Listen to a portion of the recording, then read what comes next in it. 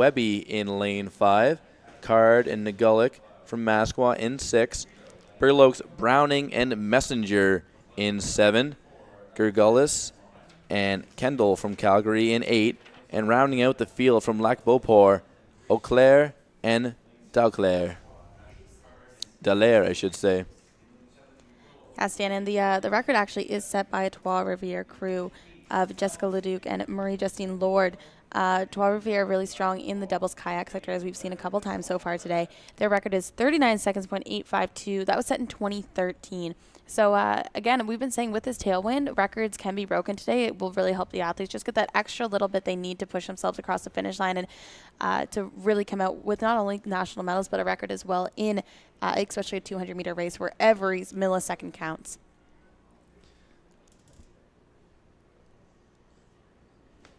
Another thing to note here is that Micmac and Chima also have the most victories in this event with 4 each. So always boats that you want to keep an eye on. There's 2 Micmac boats in this race.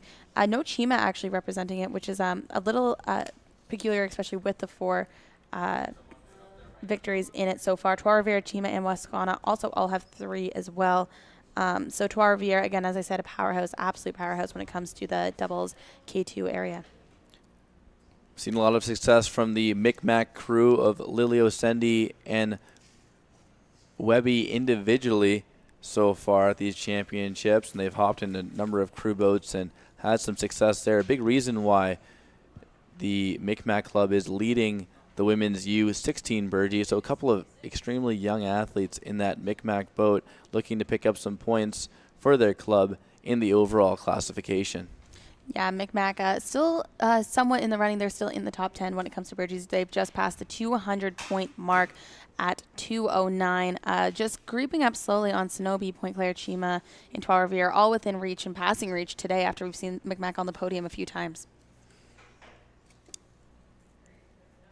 As we wait for the race to start, as we've said, that tailwind really pushing the boats across, and that's why they've had a lot more trouble keeping the starts nice and clean and fair. But we do have a clean start now off to this U19 K2 200-meter. And from our angle, looks like it's Alexandre Morin and Samuel Rochette in lane 4 from Trois Rivières with a decent start. But now it's Micmac, Lilio Sendi, and Webby really showing what they're made of in that yellow boat, flying down the course with about 50 meters remaining. Looks like they got things all under control. A final push here from Masqua's Card and Nagulick, but it looks like it won't be enough, as it's going to be a Micmac, Masqua, Trois Rivières finish.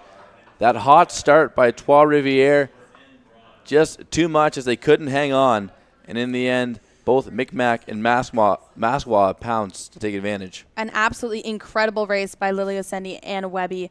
We see they got their paddles up high. Their stroke rate was really strong off the start. They looked like they were going about almost double the speed of any of the other boats in this race in the first 100 meters. They then came back, stretched out a little bit once they created a comfortable lead, enough that they knew nobody else could catch them in the last little bit of this 200-meter race. Ran their race plan correctly and really impressive results. As you can see, a couple seconds over top of Masqua. A great push, though, by Card and Nagulick from Masqua in that last little bit of a push. And we're seeing Masqua and Trois Rivières on the podium